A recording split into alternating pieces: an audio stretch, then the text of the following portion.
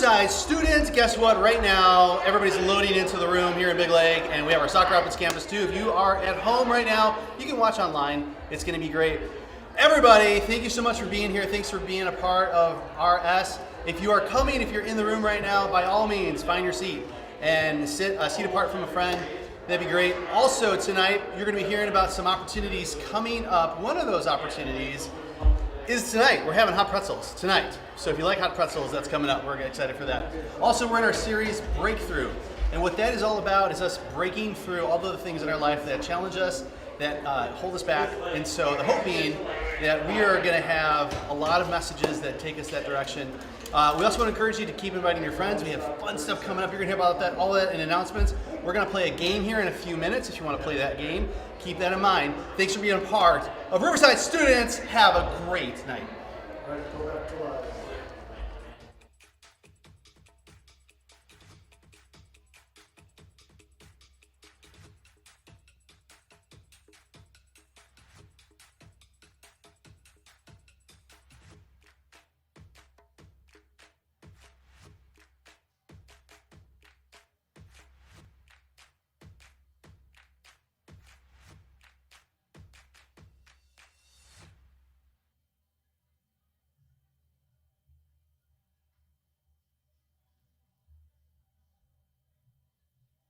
Hello, Riverside students. How is everybody tonight?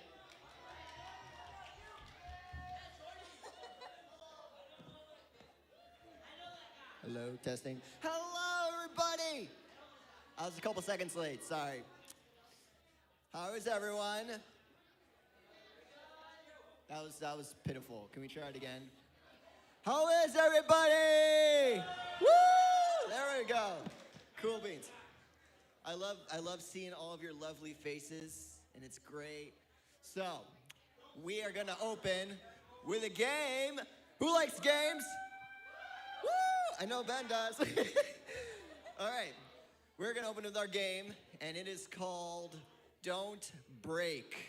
Now, as I'm talking, it's up to you. You can raise your hand after I explain the rules, or you can do it as I'm talking about it. So, pick 4 people. Hannah, you're gonna pick 4 people. So if you wanna go and play this game without knowing anything about it, raise your hand. Jordy, if you wanna pick 4 people. All right. So once the person picks you, just stand up on this side of the stage and that side. I admire your bravery. Stephanie, you wanna go up? Okay. You wanna go up? You wanna go up on stage? All right. Okay. 10 more seconds. Pick your people.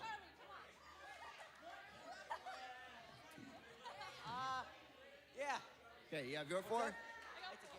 Jordy, you're slacking. Okay. Do we have 4 and 4? Cool. All right, here's how the game works. I admire all of your bravery in coming up here, knowing nothing about the game. So, for all you know, we could be like breaking you in half, but thankfully we're not. We're not that kind of youth group. But, so the game works is you guys are gonna come up in pairs, so you are gonna face with that guy. I don't know your names. What's your name? Evelyn. And what's your name? Brody. Okay, so Evelyn and Brody are gonna face off. They're gonna come here. And what we're gonna do is that there's gonna be an animal and an adjective on the screen. So what we'll do is that you'll see the animal and the adjective, and you'll have to think about, it's kind of like charades.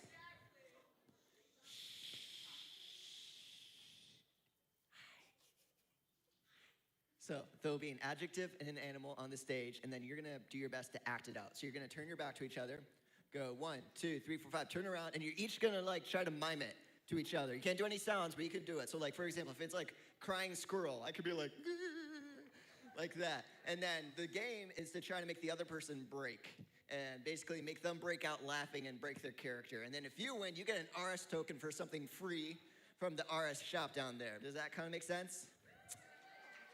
Yes? Yeah. Okay. And we're gonna be running this with middle school too, so we'll probably like be doing a couple seconds slower. Middle school, can you make some noise back there? Yeah. You guys are awesome. All right, so first pair coming up. So Evelyn and Brody. I'm saying your name like that. Okay, what's the first one? So we're gonna look up on the screen, see what the animal adjective is. Gotta make it up. Oh, you didn't tell me I had to be creative. Okay. Okay. All right.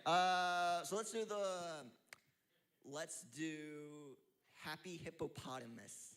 Yes, that's where my mind goes to. So just think about it. 5 seconds.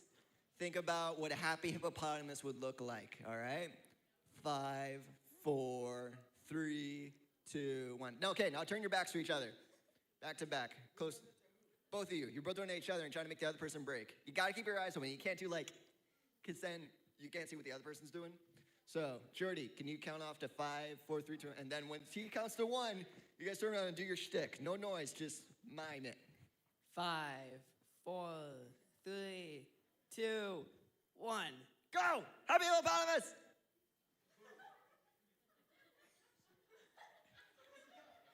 All right, I think Evelyn won that one. You kind of broke back at the beginning.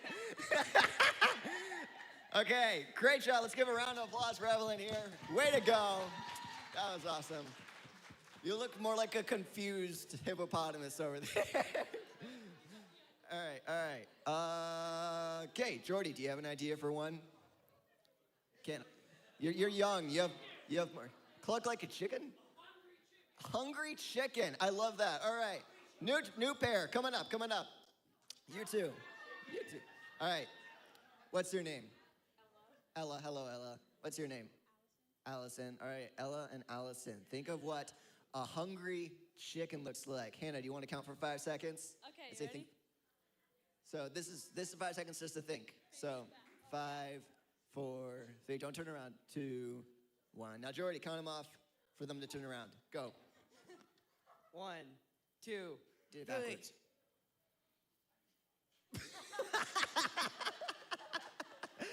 All right, I think Ella won that one. Let's give her a round of applause for both of them up there. All right, good Good stuff. job, contestants.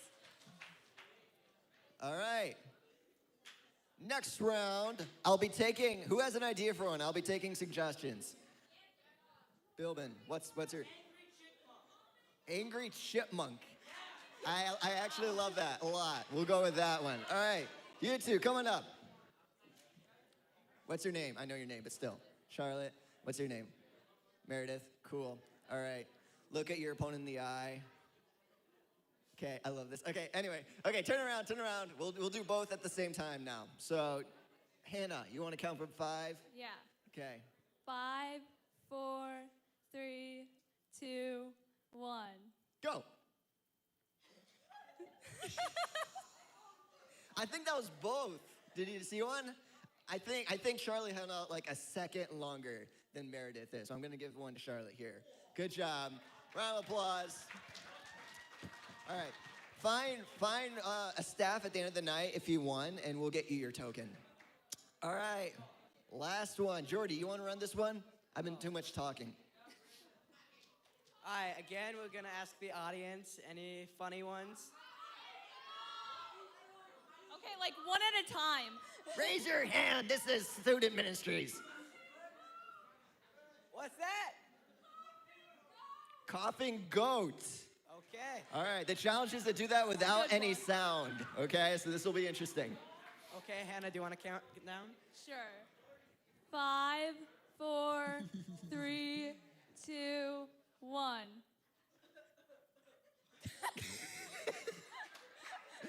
All right. All right. I'm gonna give that one to Braden. Nice job. All right. Round of applause for all of our volunteers. All right. That was fun. All right. So next we're gonna do some announcements. So first off, what did we do this Wednesday, Hannah, this morning? This morning we did See You at the Pole. It was so much fun. We we gathered around a flagpole and we prayed over the school, the government, all the students and the teachers, and it was just amazing. And just make sure to keep praying over the night. Yeah, good stuff. All right, well, speaking of tonight, Jordy, what's our special activity/event for tonight? Tonight we have a hot pretzel buzz. Woo! Yeah! So tonight After the sermon, we'll go into our small groups, and then after our small groups, we will go into the cafe, and we'll have all of your favorite toppings and all of your favorite people in one place. We just have one question. We have one favor to ask of you, that we just keep everything in the cafe. It helps everything with the cleanup at the end. Yep, so cafe is that big room right at the end, in case you don't know. But yeah, cool stuff. Well, next, Hannah, what is happening in 2 weeks? Box of Fun! Yeah! Raise your hand if you got an October birthday. I'm seeing a couple of hands. Cool. Nice. So make sure, if you have an October birthday, to be here in 2 weeks. And if you have a friend with an October birthday, make sure to bring them. Cool. And also, speaking of October, Jordy, what's also in October later in the month? On October 27th, we have Freaky Fun Night. Freaky Fun Night! Basically, we're all gonna get together and have like a costume party and lots of candy. And you're gonna be with all your friends, so it's gonna be a fun time. Yeah. So, all right. Next up, we're going to talk a little about Squad. If you don't know, it's our student leadership team. Applications are actually closing this week, but we thought it'd be fun and switch it up a little bit. So I actually asked Hannah and Jordy to come up with a question to ask me, because I've been both a Squad when I was in high school, and now I'm also leading Squad as a staff member. So, what's your question? Lay it on me. What is something cool that you have planned through Squad? Something cool. Okay. Yeah. I think, okay, this is cool. This is very cool. This is the coolest of cools. Through Squad, I helped plan a Fortnite night.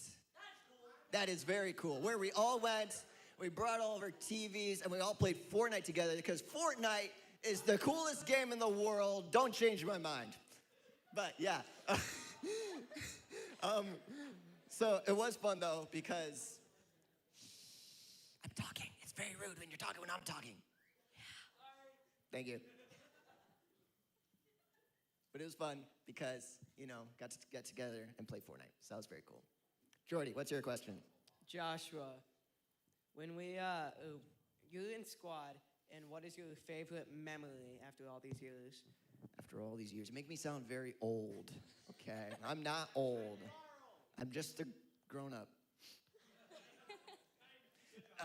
Anyway, I think one of my favorite memories was when we used to do these things called lock-ins, and basically all of Squad would come into this building, and we would lock ourselves in for the night. And it was a lot of fun, because we got to do fun games and team-building exercises.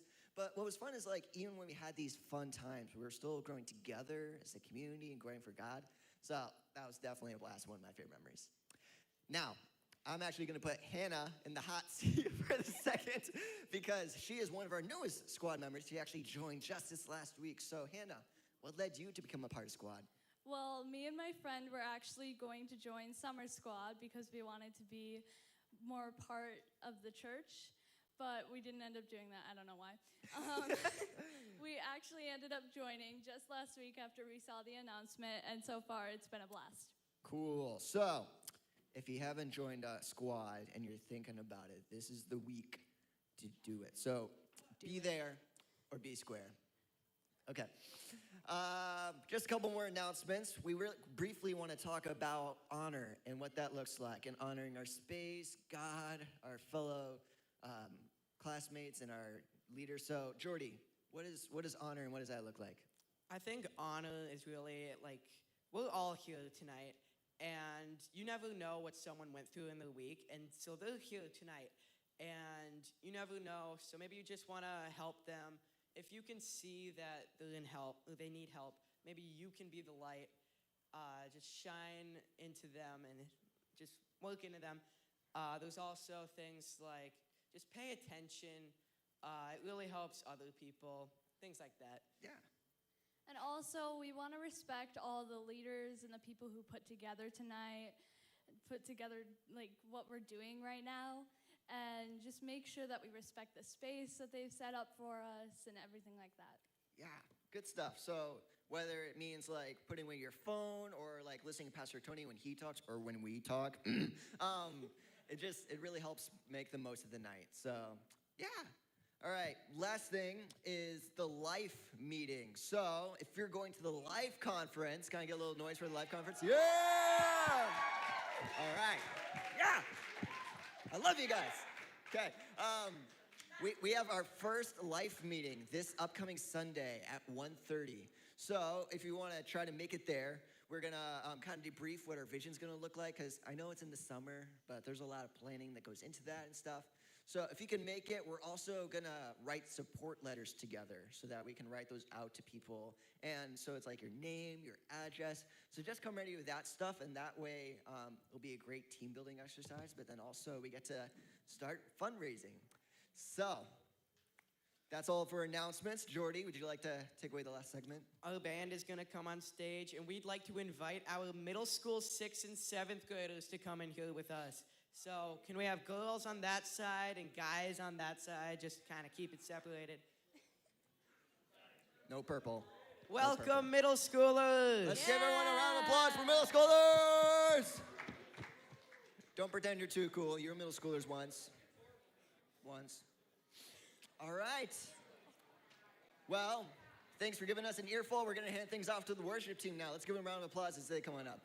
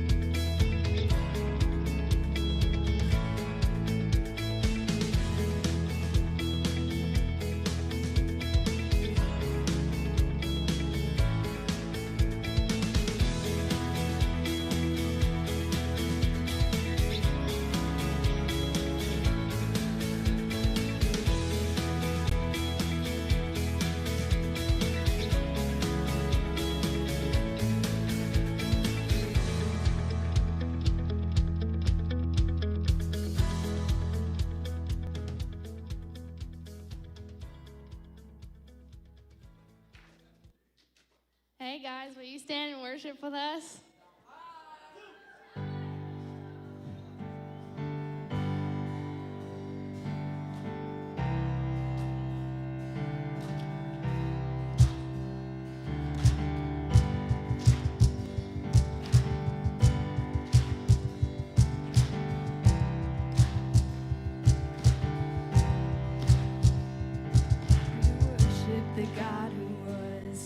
We worship the God who is.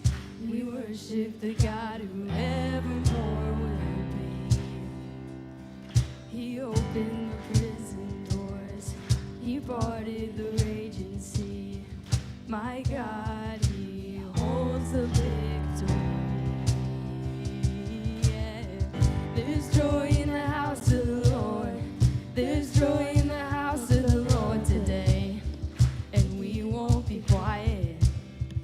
We shout out your praise. There's joy in the house of the Lord. Their God is surely in this place. And we won't be quiet. We shout out your praise. Oh, oh, oh. We shout out your praise. Oh, oh. We sing to the God who heals. We sing to the God who saves. We sing to the God who always makes a way. 'Cause He hung up on that cross and He rose up from that grave. My God still walks stones away. There's joy in the house of the Lord. There's joy in the house of the Lord today. And we won't be quiet. We shout out your praise. There's joy in the house of the Lord.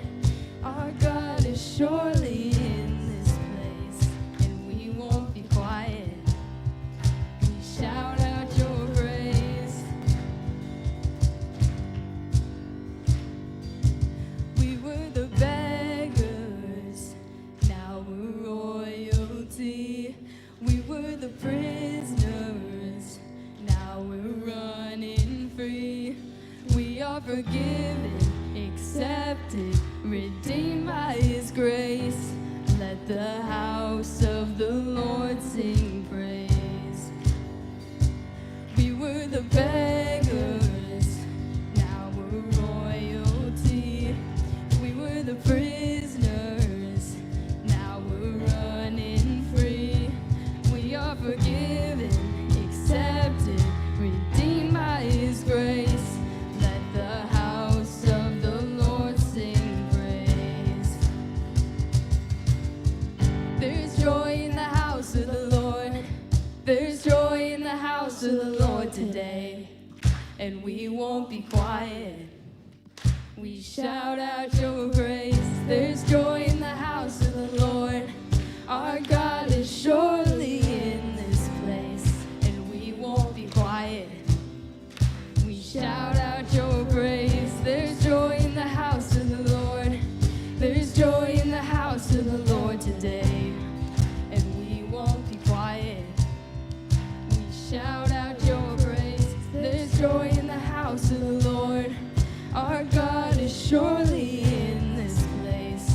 And we won't be quiet. We shout out your praise. Oh, oh, we shout out your praise.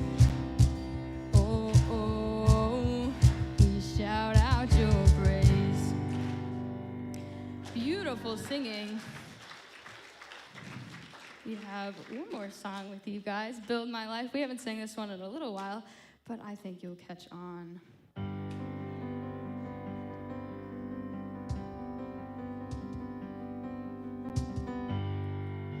Worthy of every song we could ever sing,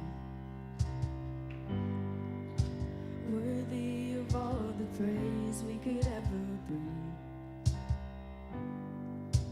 worthy of every breath we could ever breathe. We live for you, we live for you. Jesus, the name above every other name. Jesus, the only one who could ever save. Worthy of every breath we could ever breathe. We live for you. Oh, we live for you. Holy, there is no one like you. There is none beside you. Open up my eyes in wonder and show me who you are and fill me with your heart and lead me in your love to those around me. Jesus, the name above every other name. Jesus, the only one who could ever save. Worthy of every breath we could ever breathe. We live for you. Oh, we live for you. Holy, there is no one like you. There is none beside you. Open up my eyes in wonder and show me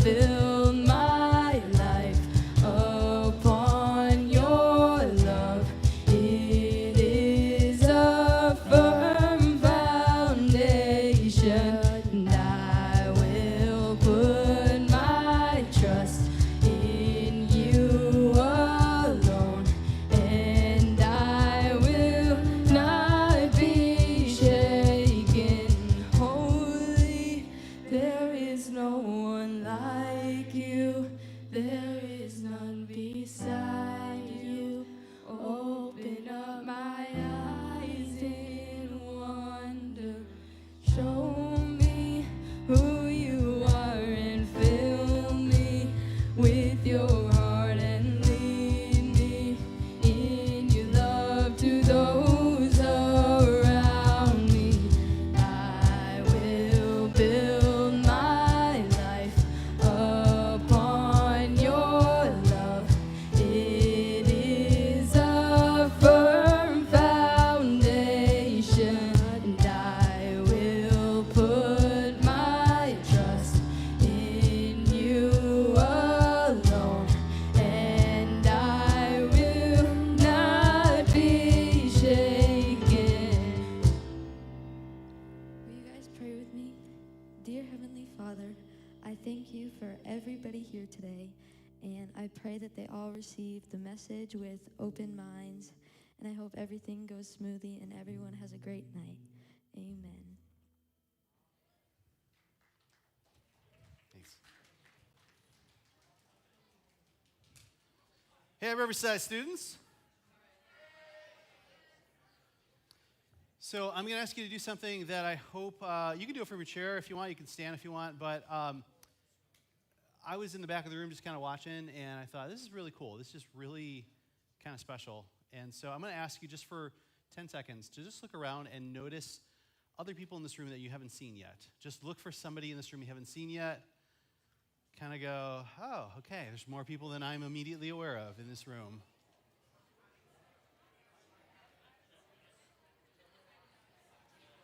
Look a little more.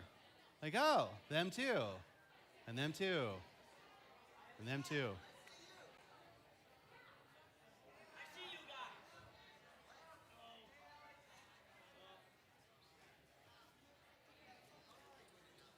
If you're watching online, hello to you too.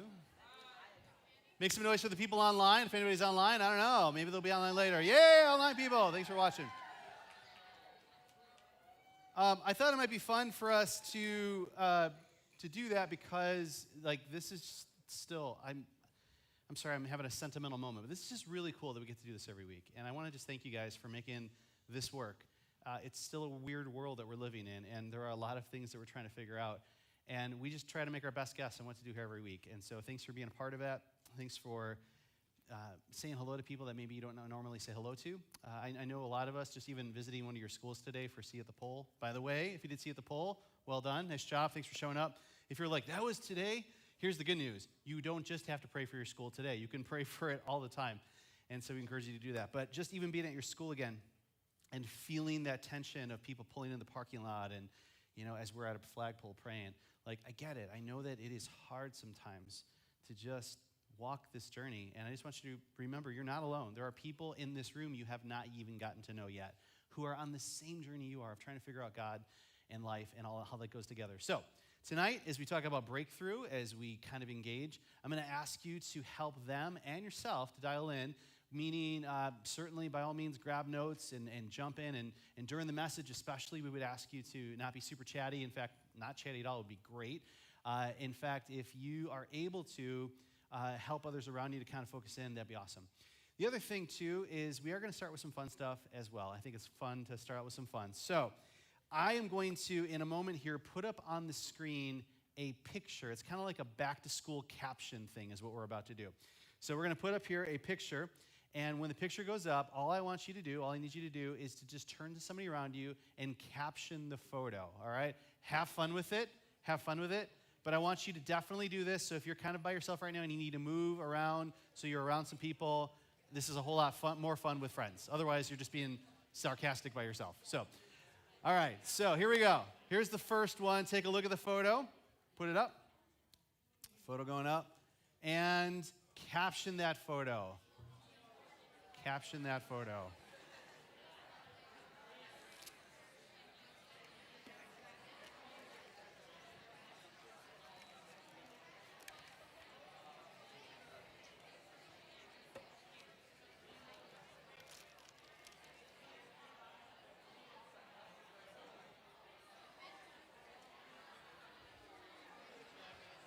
All right. I'm going to grab a microphone here. I would love it if somebody wants to come up and tell us what they think is a really, really, really good caption for that photo. Okay, I can't see who it is, but I saw the hand up in the back. Right here. Yes, you. About to stand up. Yes. I can't see who it is. Come on up. Yep, come on up. Come on up and caption that photo. And we're using this microphone. All right. Is this microphone on? I'm tapping it. Nothing's going on. There you go. Okay. Tell us your name. My name is Trinity. Trinity! All right. So let's put the photo up again. If it's not up already, caption it for us. When your health teacher says she's going easy on you on the second day of school and gives you 7,000 pieces of homework to do. Oh my goodness. Thank you so much. That was really good. Oh wait, and you get candy for coming up and doing that. You get candy for doing that. So there you go. Enjoy. Yes, absolutely. Okay, wonderful. Okay, see how this works. Now, next one. Let's do the next one. Let's caption it. Caption that. Tell your friend next to you. Caption it.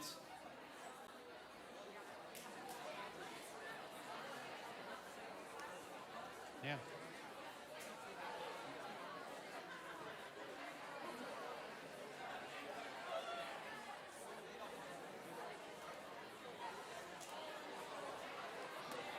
All right. Devin has, Austin, sorry. Austin, come on up. Austin. Yep, sorry. Austin. All right, here we go. Let's listen to Austin's caption.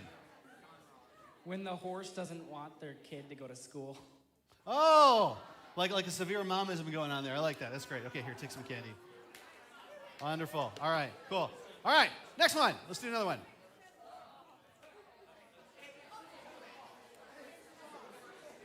Caption it.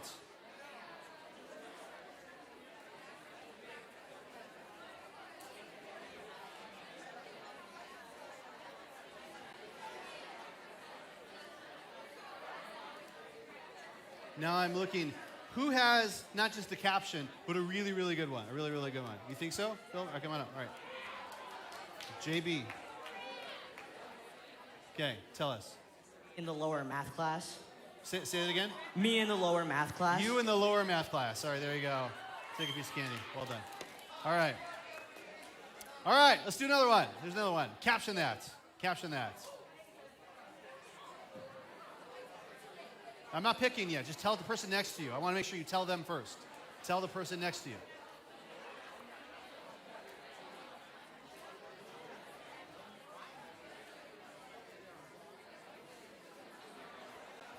All right, now, if you have a really, really good one, somebody in the 6th and 7th grade room area, yes, you're jumping up and down. I see you. Come on up. Wonderful. Tell us your name. Ellie, all right, and Ellie, what is your caption? Me when I walk into math class.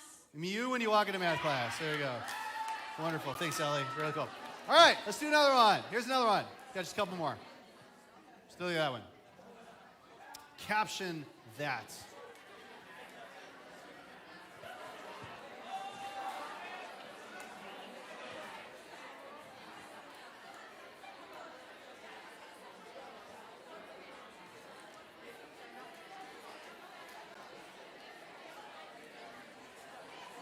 Whoever you're pointing to, whoever the lead, no, not you, sir. Not, sir. Well, you can come up too. You can come up too. But there was a leader pointing to somebody. You bring that person up. All right, there we go. Great. All right, so let's hear both of your captions. Tell us your name. My name is Jackson. Okay. When you're hungry and you can't leave school. When you're hungry and you can't leave school. Awesome. Come on up. And tell us your name. Cole. Cole. All right. And Cole, what is your caption? When you're hungry before before lunch during math class. When you're hungry before lunch. Wow, lots of hunger. Take a piece of candy. There you go. Wonderful. Awesome. Cool. All right. Let's do I think one or two more. All right. So here we go. This next one. Caption this. Caption this. Tell the person next to you. Tell the person next to you.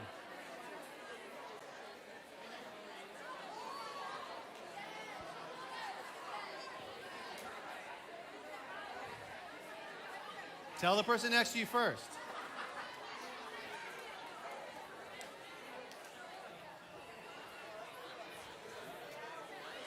All right. Oh, hey, hi, how's it going? It's good. All right. I see you. All right, hang on. You want to do it? Stand up. Stand up. Shh, we've got somebody. All right, tell us your name. Winners of, Jocelyn. Chelsea. Okay, tell us your name. Jocelyn. Yeah, gotcha. And what's your caption? When there's a really chill so. When there's a really... Like, really chill, laid back so. I like that. Okay, there you go. Take that. Wonderful. Okay, and... Hang on, right over here. Over here. Stand up. Tell us your name. Raina. Okay, Rihanna. And tell us your caption. When I accidentally sleep in and walk into first hour. When you accidentally sleep in and walk in during first hour. I like that. That's great. All right, let's do the very last one. The very last one. The very last one. Here we go. Tell somebody next to you first. Don't look at me. Tell somebody next to you. Tell somebody next to you.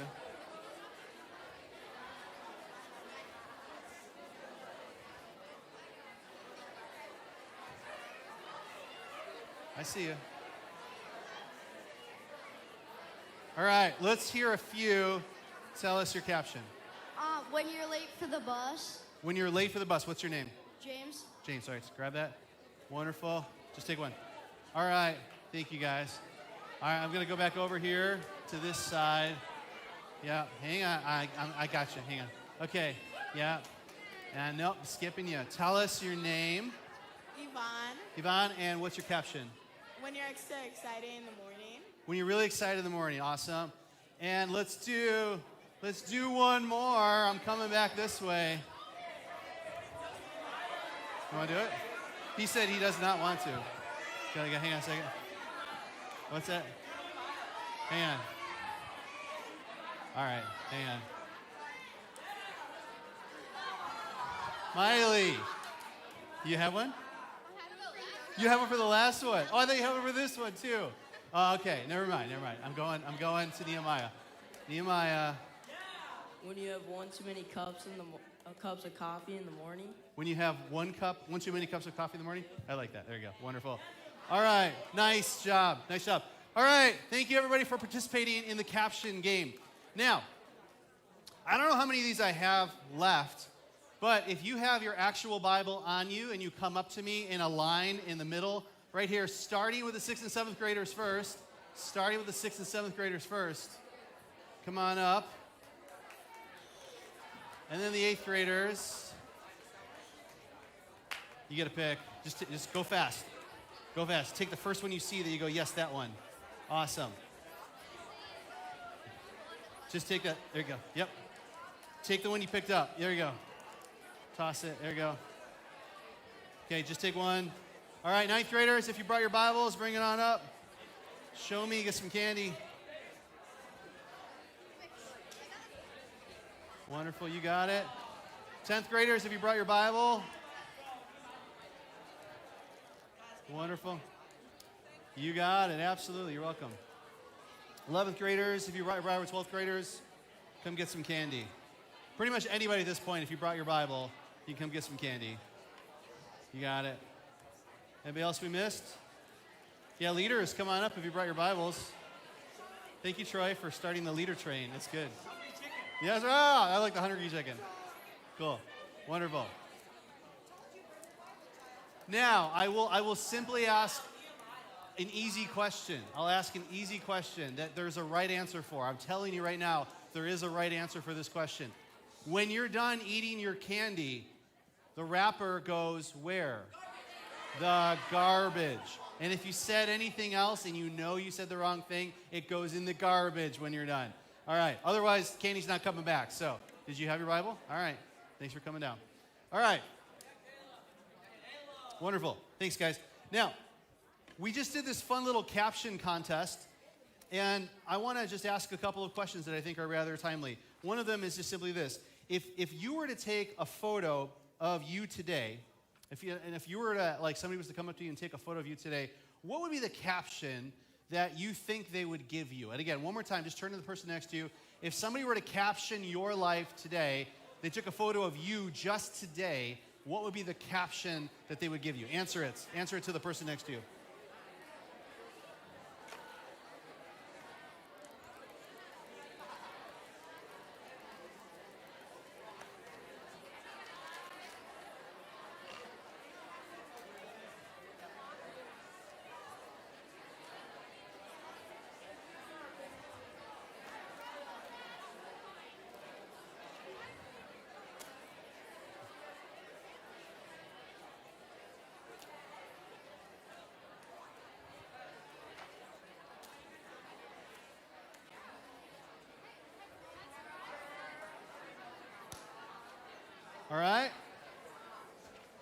Now, one last turn to your neighbor question. What do you hope?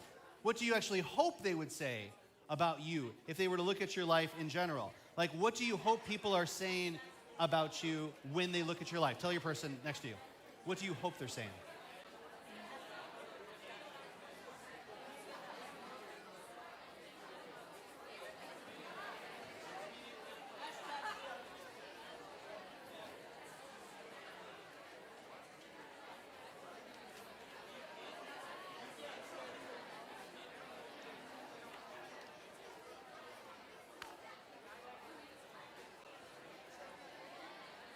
All right, 5, 4, 3, 2, 1. All right, now, thank you for participating in the Turn to Your Neighbor portion of the night. The rest of this is for you to turn to what God wants to speak to you. And I want to just encourage you tonight, again, in this portion of the message, take notes. The notes are in front of you if you want to fill in what we have. There's a spot for you to write your own stuff too.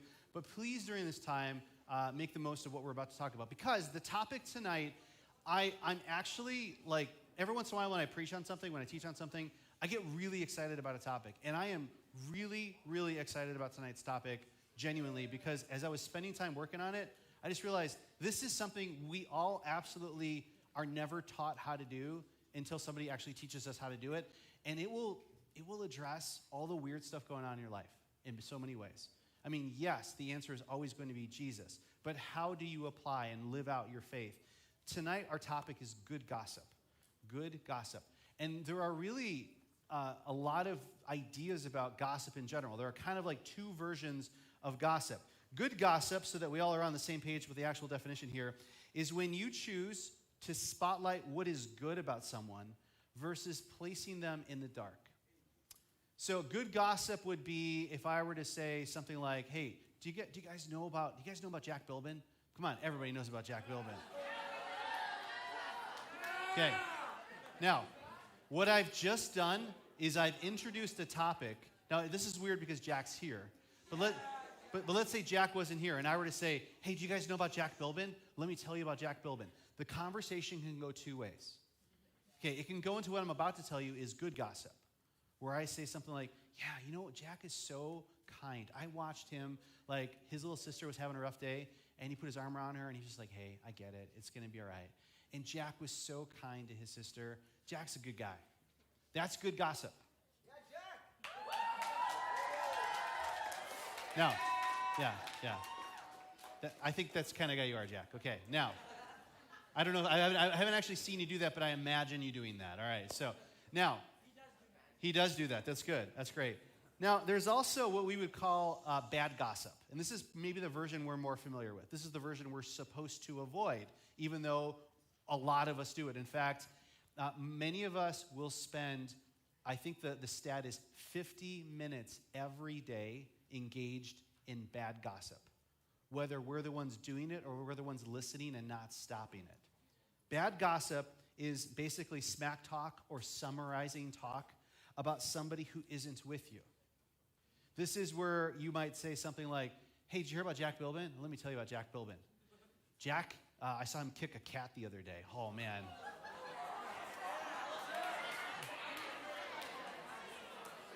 Which I did not see him do, but I'm just telling you. All right. It could be that. It could be that. And that's a very concrete example. But let me get into some of the weeds on this with you guys, too. Here's another example. Oh, do you guys know about Jack Bilbin? Yeah. I'm not trying to, like, say something, but let me just say this. And then whatever you say after that is definitely, like, passive-aggressive negative. Like, have you noticed how, like, Jack, when he sits down, he always has to be, like, in the best chair in the room. Did you ever notice that? Yeah, I just think that's weird. Like, he's always sitting in the lazy boy. Like, I don't get that. Like, he's always, like, whenever Jack comes over to my house, you know what he does? He just opens the fridge without asking. Like, it's just, I'm making all this up. But listen, this is what I'm doing. Okay, so we've all been in these conversations where now you're on the listening end going, oh, okay, and you don't know if you're supposed to say, well, that's weird. Why are you telling me? Like, you're gossiping about Jack, which would be a really concrete way to handle it. Or for you to say something like, you might just go, which means I'm not going to stop you from gossiping anymore. You can continue to gossip about anybody else you want. This can happen on a Wednesday night. You go home, you're hanging out with friends afterwards, maybe you go out to a restaurant, and guess what? You're talking about everything you experience, and you are the smartest critic in the room. You just would have done it way differently. Or you have a problem with your small group leader, and rather than talking to your small group leader, you talk to everybody else about it. You can do that even on a Wednesday, guys. We can do that here. We can have issues even in church that we don't deal with. And I'm telling you guys, as not only your student ministry pastor, but as a former lead pastor who watched an entire church get split, a church that I was leading, get split over the dumbest things. And people who would call themselves mature Christians wouldn't sit down and work it out. So guess what? Tonight, I'm going to teach you as students how to grow up and be the kind of adults that the church needs. I'm going to teach you how to look at the anxieties that are before you tonight and to apply what we're going to look at in the life of Joseph tonight. But I'm going to ask you tonight to understand the power of bad gossip. It says here, the words of a whisperer are like delicious morsels. They go down into the inner parts of the body. What this is saying, guys, is that when gossip starts up, it is in us to want to go, tell me more about that. I'm just listening. I'm not agreeing with you, but I really want to listen more. And so when gossip starts up, it is in us to do this. In fact, I was thinking about what's kind of a memorable way to think about this, and I thought, when you gossip, you basically have a raspy voice. Normally we're like, that's like, when somebody has a raspy voice, you're like, dang, that voice is penetrating, weird. Hey, how's everybody doing tonight? That's a raspy voice. That's a raspy voice. I used to work in a gas station in college, and this guy would come in and he'd go, you got any cigars back there? And I'm like, yes. And apparently this isn't your first. So you have those moments where we build up over time a raspy voice. Sometimes that happens just naturally. People have a raspy voice, but I'm just saying raspy in general is something that makes you go, whoa, wait a second here. And so one of the easiest ways is just think about this in these letters. The first is rumors. Rumors are basically when somebody comes up to you and says, hey, come here. Lean in. I heard something about so-and-so. And it's funny because even when I'm around people and we're in a big group and they're like, oh, yeah, blah, blah, blah. And then suddenly the conversation goes, yeah, so over here. And I'm like, I totally know what's going on. I don't even know what you're talking about, but I so know what's going on. Because we are like, hey, don't tell anybody. I can tell you, but don't tell anybody else. But let me tell you what I think I heard is going to happen here. And so sometimes rumors will start. When I was a junior in high school, I had just started going to church, and we had a really cool thing going on. Our leader, his name is Paul, our leader hosted something at his house once a month. It was really kind of cool, and a group of us would go over, and sometimes I'd go and sometimes I wouldn't. But it was basically like, hey, if you care about what's going on here, come on out, and we want to listen to you. It's kind of like what we do with Squad. And so it was really cool, and I wasn't at a particular meeting, and I heard that Paul had gotten passionate about something. He was like, guys, and he was just talking to the students. And a number of my friends came to me and were like, hey, did you hear what happened at the meeting? And I'm like, no, what happened? They're like, man, Paul was he was really angry. And I was like, oh, wow, interesting. And then I was talking to somebody else, keeping in mind I wasn't at that meeting. And I said, hey, did you guys hear what happened with Paul? Oh, he was yelling at people. I think he was swearing. Notice how I added just that extra little detail. Well, it got back to Paul. Not that I was the one who said it, but that this rumor just grew and grew and grew and grew. And at the very next meeting, I was sitting there. And he was like, guys, I know I was angry last time. That was a righteous anger. He's like, tonight, it's a personal anger. I just want to know who said I was swearing, because I was not. I don't believe in swearing. And the whole room is quiet. And the person that I told was in the room. And I'm going, oh, no. If I don't speak up, they're going to say it. And I was trapped. So I said, Paul, I'm sorry, it was me. And I felt super ugly about it. But I also felt it was this cleansing moment where I just thought, I never want to do this again. I never want to just make up stuff. I don't want to assume that I know the whole story. Now, I accidentally do that sometimes, but I don't want to just consciously choose to do that. And so rumors can kill reputations. They really can. Another is asking. This is a form of gossip that we hide by asking questions. We say, hey, I need your perspective on how awful somebody is being to me right now. Let me tell you all the details. I'm right? This is where we say, I just need some advice. Can I just get some perspective? I want to tell you what happened privately between me and another person to get your advice. But just so you know, this is between us. And I just want you to tell me that I'm right. Because if you tell me that I'm right, then I don't have to actually do the business of going to that person one-on-one and having a real conversation with them. When you struggle with anxiety, when you struggle with what somebody's going to think of you, this is so easy to do, guys. And it changes nothing. All it does is it just enlarges a conversation that somebody else wasn't a part of. Now, if you're genuinely seeking wisdom, you're going to know it. Because you're going to use whatever somebody tells you, and you're going to go back and apply it. But if you're just hiding, sharing under asking for advice and perspective, God tells us to go work stuff out with people directly. Here's the M. Okay, so I'm sorry, the S. Here's the S. The S is sarcasm. The S is sarcasm. Oh, this is so much fun because it sounds fun. You know how our favorite person drives us crazy? Well, they just did something that made them my favorite person in so many new ways I've lost count. This is us just basically drilling into somebody through sarcasm. Like, oh, so-and-so's going to be there? That's one of my favorite people. I so want to be there now. No, you don't. You've just communicated a whole lot of gossip in your tone by being sarcastic. You've polluted our understanding of that person without even saying why. Here's the P. The P is prayer. Oh, Christians love this one. We should all pray for Amy because of the trouble she's in. Did you hear about it? Let me tell you. Oh, my goodness. I'm just going to let that one sit. We're going to move on. This last one I call yuck. And yuck is just when yucky stuff comes out of you. And everybody goes, whoa, okay. This is you telling us your politics and how the other person's an idiot because they're in the other party. This is you explaining why your teacher is an absolute moron and describing him or her in those terms. This is you explaining why you are the smartest driver in the world. Or if you drive, I know some of you don't drive yet. Or why everybody else is an idiot. Or this is you explaining why your coach doesn't just think you don't have athletic ability. They just don't like you, and they're a moron, and they're an idiot. Like this is us just spilling yucky stuff out. As we've already read here, a troublemaker plants seeds of strife. Gossip separates the best of friends. Here's just a little statement to hang on to. Somebody who gossips to you will probably gossip about you. If they're willing to gossip to you, don't you think they're willing to talk about you to other people?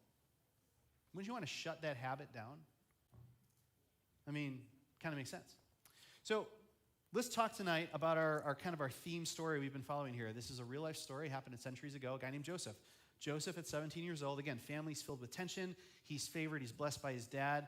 His many half-brothers couldn't stand him, and Joseph may have actually been oblivious to it all and how he portrayed himself. Also, we read that Joseph had powerful dreams from God that his family would one day bow down before him. Now, his brothers wanted to kill him, but they sold him into slavery, saying that he died to their dad. If you've missed the last couple weeks, this is kind of where we're at so far. Now, those are all facts. Can we enter into the story a little bit here?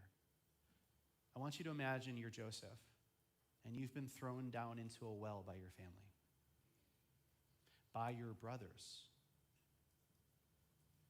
By your brothers because you tried to, as best as you could out loud, explain what God was showing you. I want you to picture yourself in that well and imagine the devastation. Imagine the devastation and the pain and loneliness that Joseph felt emotionally. When have you ever felt stuck in a well? Maybe not physically. When have you ever felt like you were alone and in a group of people around you who just wanted to talk about you and gossip about you or judge you or write you off? When have you ever been like Joseph? And you think, is this the worst that it's going to get? And then, oh no, it isn't. They're going to pull you out of the well. They're going to tell your dad that you've died so that he doesn't come looking for you. They're going to sell you into slavery and book you off into a land that you have no relationship to. When was the last time you had a group of people not only throw you down a well socially, mentally, as friends, and by the way, if it hasn't happened yet, awesome. If you've had really good friends in your life, awesome. This could still happen. Keep this in mind, so think about this for the future. But what would it feel like to then not only have them throw you down a well, but then move on from you as if you'd never even existed. I don't know if this relates to anybody in this room. I'm just curious. And let's just say that none of this has ever happened to friends. Like maybe you still have good friends, but let's just say in your room at night, even though you have maybe an amazing family, even though you have good grades, you've got good stuff going on, you kind of feel like you're in a well at the end of the day. You kind of feel stuck, and you feel devastated and alone, and you aren't even sure why. Can anybody relate yet? This is Joseph's story. Last week we asked a really important question. Am I being honest with myself really? Am I being honest with myself really? Because we are often the heroes of our story and everybody else is the villain. But what if you were to be honest with your story? You know, as I think about the trouble that I got in, the real reason that I went there was. As I think about why I got into that thing, the real reason I watch this show, the real reason I go to this place on the internet, the real reason I hang out at this particular spot at school is blank. When I think about why I call that particular person up on the phone, the real reason I called them was blank. You know, you said it was this, but the real reason you called them was blank. The real reason you texted them was blank. The real reason you sent that photo over to them was blank. As I think about what I said to my mom and dad last night, the real reason I said it was blank. If we're not being honest with ourselves, my goodness, we aren't even sure where our perspective's coming from. So tonight, here's the question, and this is kind of a productive question based on even last week. What is the story that I actually want to tell? What is the story that I want people to see in my life? What is the story that I want to see in my life when I look at it? In other words, what is the larger reason for why you do what you do? So to kind of hash this out, I want to invite you to study with me Joseph. Like we did last week, I'd love for some folks to do some reading for us. So if you would like to read, we're going to use this microphone again. If you'd like to read, we'll put the scripture here up on the screen. You're welcome to follow along. It's in Genesis 39. But can I get just a few folks to come up here and read? Come on up. Yes, that'd be great. And then we'll kind of go through each slide here. Awesome. You come on up too. Yep. All right, so let's read this first one as we put it on up. Go for it. When Joseph was taken to Egypt by the Ishmaelite traders, he was purchased by Potiphar, an Egyptian officer. Potiphar was the captain of the guard for Pharaoh, the king of Egypt. Awesome, you rocked it. Thank you so much. All right, hang on to this. Yeah, that's great. Hang on to that. Okay, so let's hang on to this for a second. So Joseph was taken to Egypt. He was taken to a land where he knew nobody and nobody knew him. He's taken there as a slave. And he gets to work for the captain of the guard. This is like, think of the chief of police of a town and the Secret Service. His job, he is the guy who makes sure that the Pharaoh doesn't die. This is a really important man. He has to make sure that the king of Egypt, to them, the king of the known world, and actually to them, Pharaoh is represented like a deity, like a god. He has to make sure that this guy does not die. And he buys Joseph. All right, let's read the next one. The Lord was with Joseph, so he succeeded in everything he did as he served in the home of his Egyptian master. Potiphar noticed this and realized that the Lord was with Joseph, giving him success in everything he did. Awesome. Thank you so much. Thanks for reading. Well done. Well done. So, the Lord was with Joseph. We know this because Joseph chose to love God. And I think Joseph learned a few things in how he presented himself. So now he starts to serve God by serving this man. I want to point something out to you, by the way. Egyptians did not follow God. They followed their own human man-made religion. Joseph is working under the roof of a leader he does not agree with philosophically or practically. And Joseph somehow serves with such a humble spirit, not an antagonistic spirit, a humble spirit, a submissive spirit, a productive spirit, that this guy takes notice not only of Joseph, but of the favor of God on Joseph. I know we live in a culture where when you disagree with something, you just push back or you come up with little plans. Like, let's all do this. You come up with these plans. And Joseph somehow just said, he lives in such a way that his boss, who doesn't know God, feels the difference in Joseph.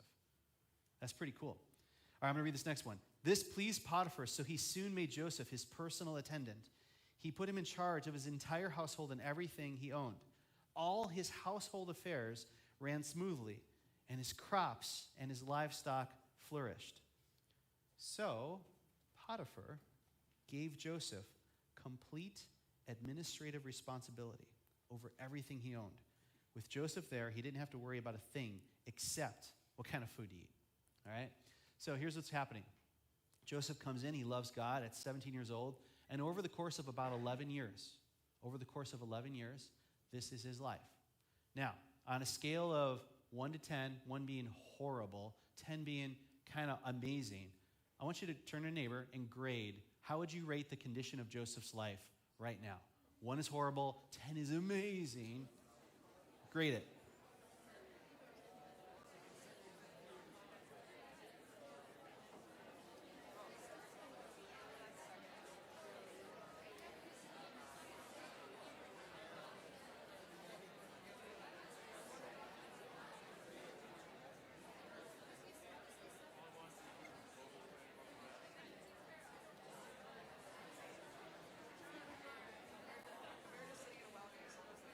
Okay, 5, 4, 3, 2, 1. Awesome.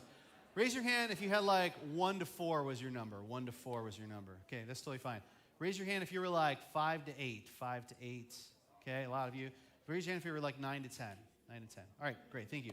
That was great. A lot of us kind of picked the middle. I'm curious why. My guess would be because he's still a slave, but he's actually having a pretty good momentum life as a slave. Like he's if you're going to be a slave, this is the way to do it, apparently, we would argue.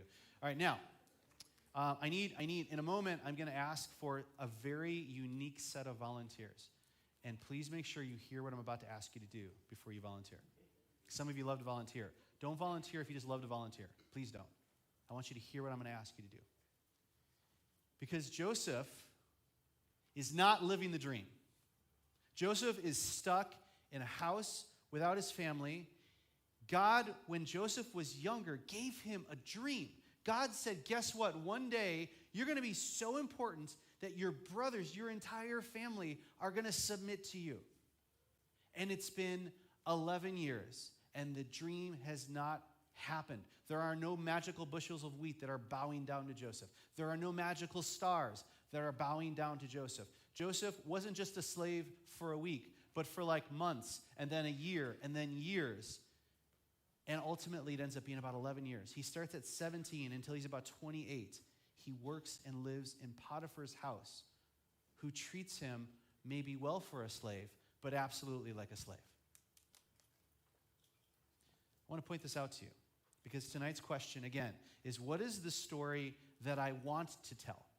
What is the story that I want to tell? Is your life right now the way it is that the story that you want to tell? Or are you like, hey, all things considered, it is what it is.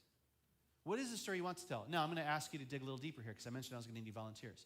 Does anybody here feel like not just you, but maybe God kind of gave you a purpose that you've been tuning into recently, and you're like, you know what? I feel like God has wired me for blank, fill in the blank.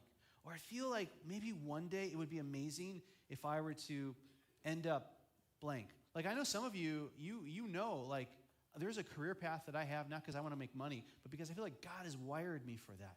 And you figured it out at a young age, and that's amazing. And others, you're going, man, I don't know what my big step is, but I know my next step is I need to go to a Christian college. I need to get around other believers when I graduate high school. Some of you have said, you know what, I don't know what's going to happen when I get into high school. I'm in middle school right now. I just know that when I get to high school, I want to be as legitimate in my faith then as I am now. Or you're in high school going, I want to be as legitimate in 10 years as I am right now in my faith, or even more so.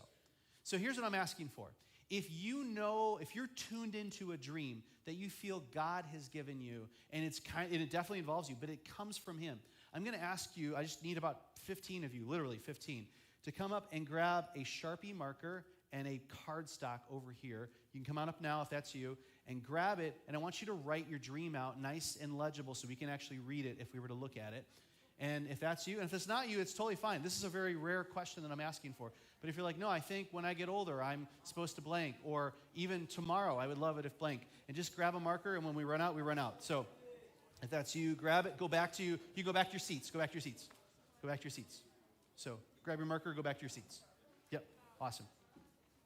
And if we ran out of markers, we ran out of markers. So, all right. Now, while they're working on that and writing that out, let's keep talking. Because here's what happens. When we have a dream, there is what we think about it. Then there's what others say toward it. And then there's what God does through it. Because Joseph, arguably, has not even come close to his dream being fulfilled. If anything, he's gone backward. He's not even around his family. So how are they going to bow down to him? He's not even in his own Jewish community. He's in a pagan worshiping people who worship this, the literal sun, the physical sun. He's in a group of people who are making stuff up about the afterlife. He's in a group of people that don't even believe what he believes. And while he is a slave and he's been given administrative control within that household, when he leaves that household, he is absolutely a slave on the streets of Egypt. So it's nice when he's inside and he can do what he wants to do. But outside, he's still a slave. Is Joseph living the dream? Well, let's flip that. Are you living the dream? And before you answer, let me share a few thoughts with you here. You may be in the middle of the dream. You may be in the middle of the dream. Now, if you know Joseph's story, spoiler alert, things actually kind of work out amazingly in the end. But not yet. Not for a lot of years, which we'll discover in the coming weeks. But you, likewise, may be in the middle of a dream, which means you're nowhere near the start than you are the finish. You may be in the middle of a dream, even if you don't yet see its grand ending. And here's what Joseph says. This is what I so love about Joseph, and this is that thing that got me really excited when I was working on this message, is Joseph doesn't go, man, this stinks. This is horrible. And he finds another slave and he goes, can I just tell you how horrible my life is? My life is horrible. You know what? I had that dream that everybody at my family was going to bow down to me. And guess what? That's not happening. So I'm not doing anything today. I'm shutting down. I'm just shutting down. You know what Potiphar believes? Potiphar believes in X, Y, and Z. That's stupid. I'm not doing that. You know what? Joseph doesn't do that at all. Here's what Joseph does. Joseph asks a very simple question. What kind of value can I bring to where I am right now? Joseph creates good gossip by asking this question. What kind of value can I add to where I am right now? What if you and I asked that question the next time we were super frustrated with something or someone? Let's keep reading, because the story gets really wonky. Joseph was a very handsome, and well-built young man. And Potiphar's wife soon began to look at him lustfully. Come and sleep with me, she demanded. What? It's totally in the Bible.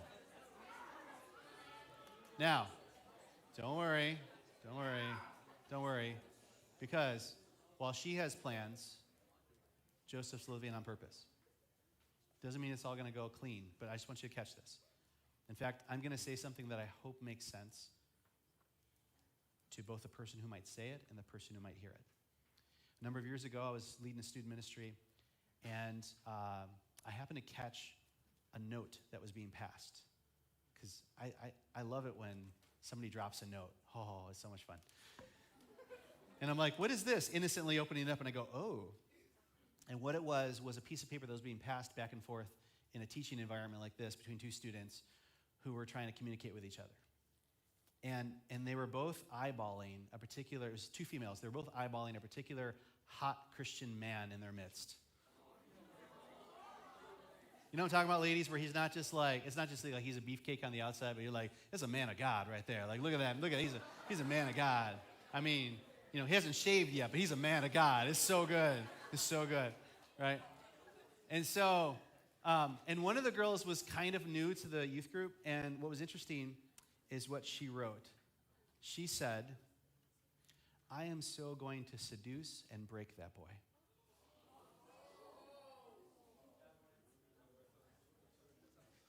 And I was like, what? Because this dude was legit. This dude loved the Lord.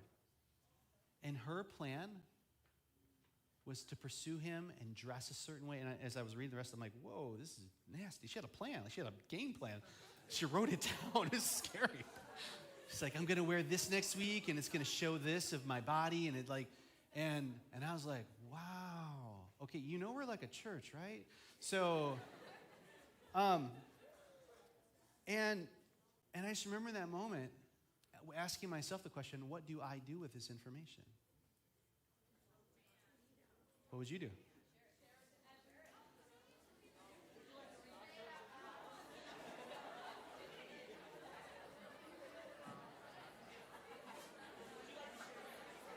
That's a great question. Those are all great responses. So let's go forward. Let's go forward. I did respond, just as I would hope you would respond. I did respond, just as I hope you would respond. That's how I responded. Maybe not how you would respond, how I hope you would respond. And by the way, ladies and gentlemen, please do not choose to collapse the faith of another person because you think they're hot. So this woman comes to Joseph and says, come sleep with me. She demanded, the wife of his boss. Remember, Joseph's a slave? The wife of his boss demands. But Joseph refused. Look, he told her, my master trusts me with everything in his entire household. No one here has more authority than I do. He has held back nothing from me except you, because you are his wife. How could I do such a wicked thing? It would be a great sin against God. This is being told to a woman who believes in a lot of things other than God, including pleasure.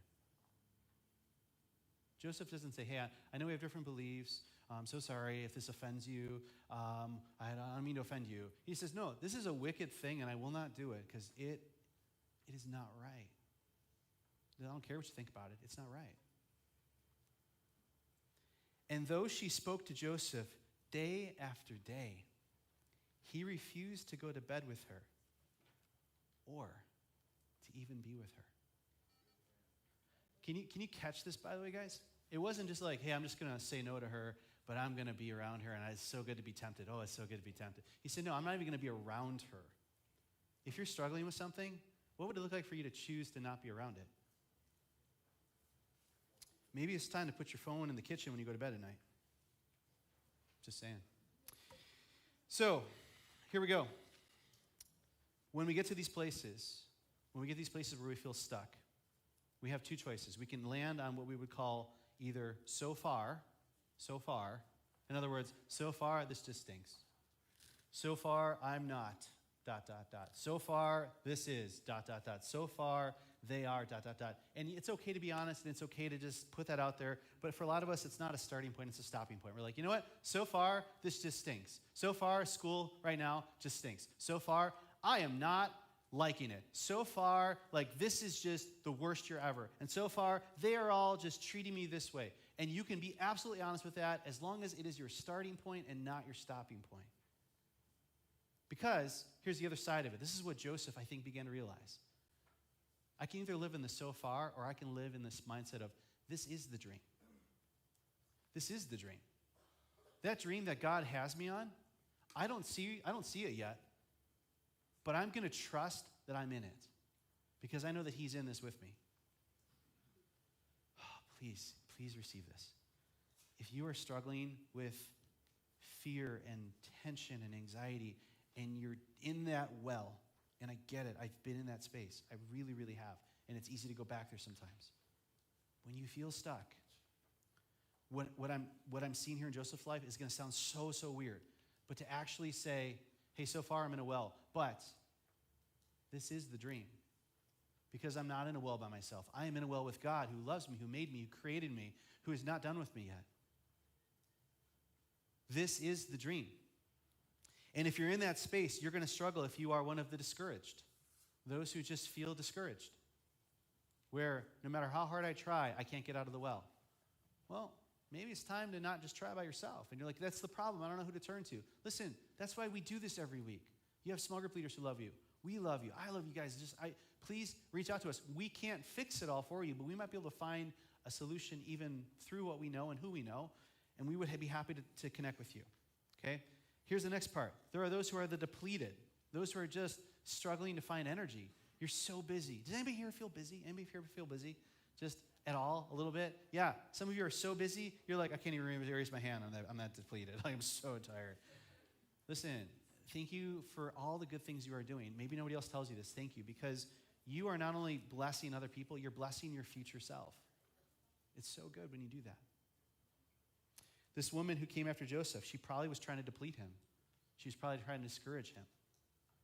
And next week, Pastor Glenn's actually going to be teaching the message next week, is what happens, even though Joseph does the right thing, how things still go backward. And yet, this is still the dream. Because there are the discouraged, the depleted, and then there are the discipled.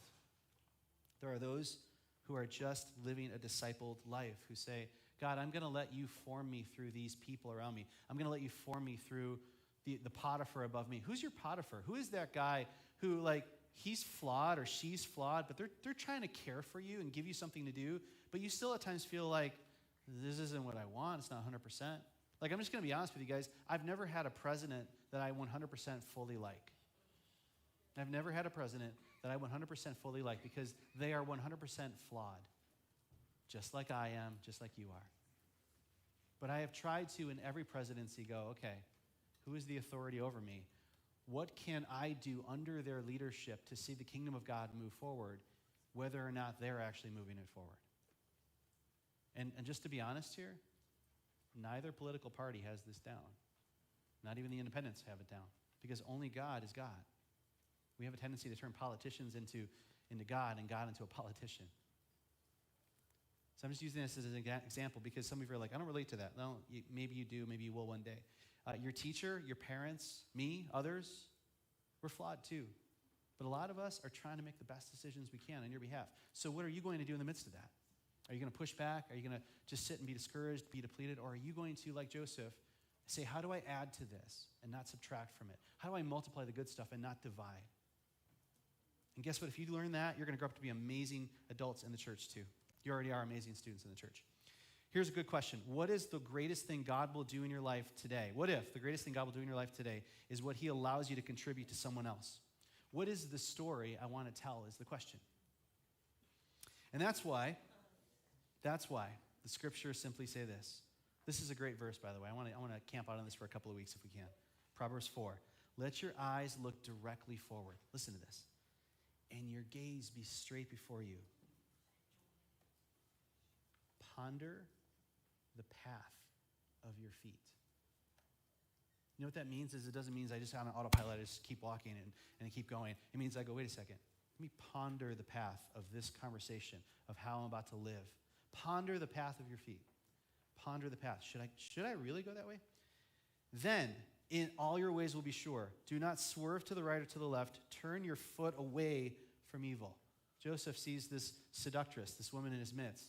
We don't know if she was amazingly looking because she had all the money of the captain of the guard, or she was like, not so much. We don't know that.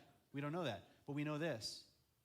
It was a temptation in a space when nobody loved him to have the affection of a woman. Please tell me you know where I'm going with this. If you've ever been lonely and you go, I would never consciously choose to be with this person, but they're the only ones in my life, so sure, why not? That's so dangerous. So turn your foot away from that evil. Go the other direction. Spread some good gossip. That's another challenge I have for you guys here tonight. All right, now, hang on to this. Just keep the slide up in the background, okay? Those are my friends here who were willing to write your dreams down. Can you all just kind of come up and line up here in front of me for a moment? Yeah, that's so good.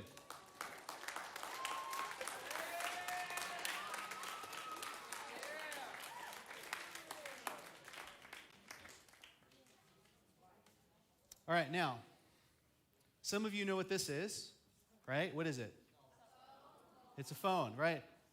Some of us, it's actually a camera that a phone also happens to work on because we're so used to taking pictures all the time. The RS team and I, we actually just went on a trip, and we took photos of food and like a gum wall. We were in Seattle yesterday. We took a whole wall filled with gum, which I'll tell you about sometime. Is really weird. We were in Denver. We saw these amazing mountains that we walked, like really cool.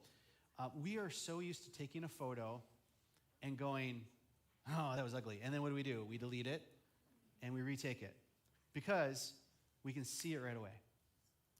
Now, what you youngins don't know is back in the day, that didn't always exist. There used to be this thing called film. And you would either purchase a camera like this called a disposable camera. They used to be available for about $5. This one cost me $29 because they're rare. No, because they're rare. It was a 2-pack though, so maybe it costs less, but it's going to cost me $15 to develop this. Okay, I only have, if you look at this little tiny bubble up here, I only have 27 possible photos that I can take on this one device. Some of you took 27 photos of yourself today already. Okay? Now here's what I'm going to do. I'm going to wind it up, and I'm going to take photos of my friends here. So can one of you at a time, can you just come up, and I want to take a photo of you and the dream that God has given you. Come on up. Come on up. Okay, just hold it up. All right, great. Awesome. Going down. Come on up. Next person. Come on up. All right. Awesome. Come on up. This is like the grandma at every wedding, like, right? She's still rocking it. Awesome. Wonderful. Okay, come on up. Next person. Come on up. All right. And wonderful. Okay, come on up. Wonderful. Awesome. Thank you. Come on up. And wonderful. Okay, next person. Come on up. Okay, next person. Thank you. Come on up. Oh no, we're running out of photos. We're okay though. You guys are all right. Come on up. Come on. Awesome. Wonderful. Come on up. Cool. Come on up. Awesome. Great. Come on up. Thank you. Come on up. All right. Awesome. Thank you. Come on up. Awesome. Wonderful. Thank you. Come on up. And yes, come on up. Thank you. Wonderful. Thank you. And one more person. Come on up. We have a few more.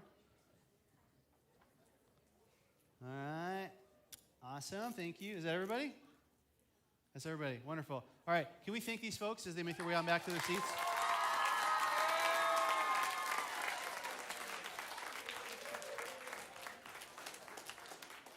Yeah, if you have those markers, we'll get them back from you later. Now, does anybody know how this will eventually become a photo? Oh, yeah. Hang on. Okay, so I'll do one at a time here. Okay, because actually, let me back up a step. Thank you. What I'm wondering is, did these photos all turn out? Maybe is the right answer. Maybe is the right answer. We don't know. We don't know. Now, what would be the next step to get this developed? Well, just give me the next step. Walmart. Okay, I'm hearing Walmart. Okay, I need to take this. I need to take this captured moment to somebody who has skills that I don't. A professional. Somebody who knows things that I don't. Now I'm going to hand it off to that person, and once they begin the process of developing this, what will they do with it? Who knows that step? What will they do with it?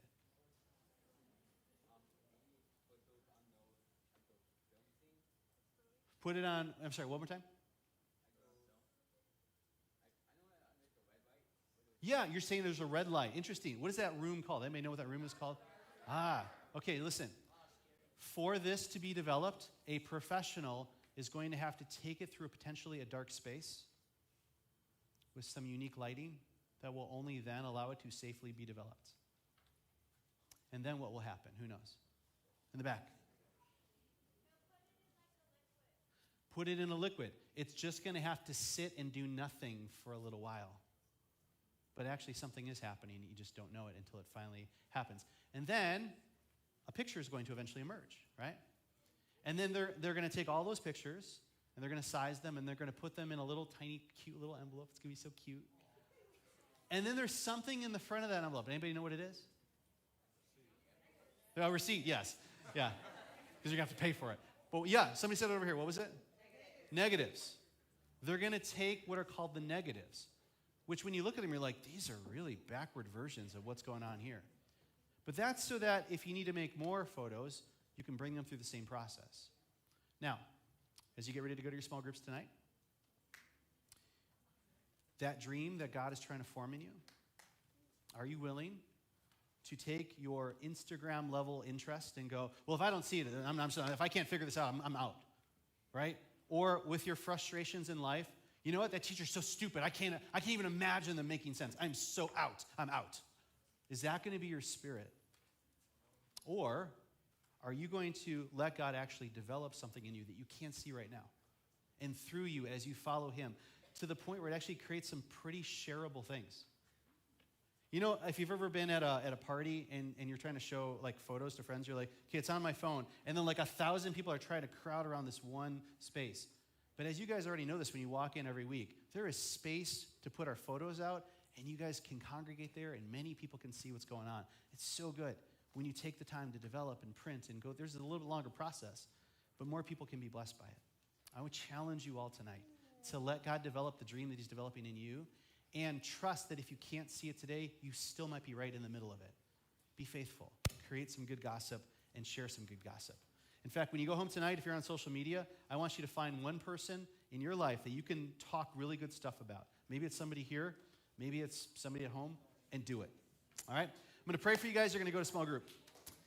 God, thank you so much that you are developing a story in us, and we pray that we can tell the story that you want to tell in our lives. We also pray that we would be people who humbly add to where we are and not subtract, and through that we create the reputation that you are amazing, because you are, and people would see it through our lives.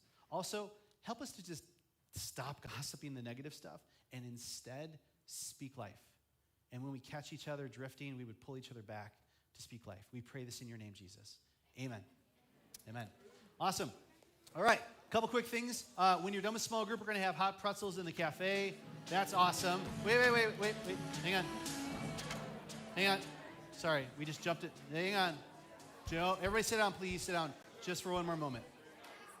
Please sit down just for one moment. Thanks. I want to ask those of you who go through your small group rather fast to slow down and make the most of it tonight.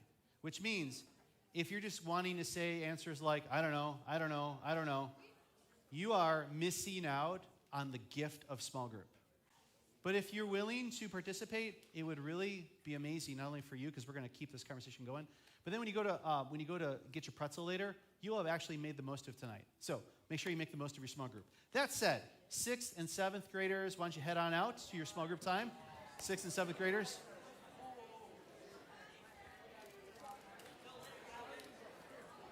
We will develop these and bring the photos back eventually. I'm excited for that.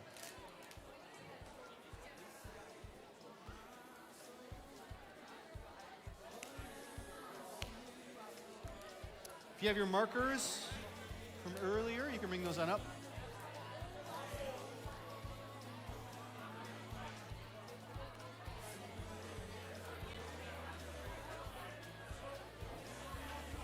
All right, we've released the 6th and 7th graders. 8th graders, you may go. 8th graders, you may go. 8th grade ladies, I will actually join you in a moment. So 8th graders, you may go.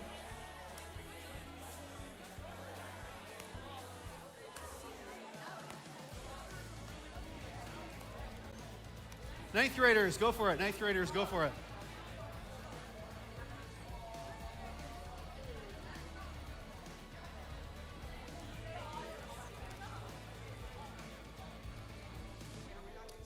Tenth graders, 10th grade guys, I will be with you tonight. 10th grade guys, I will be with you tonight.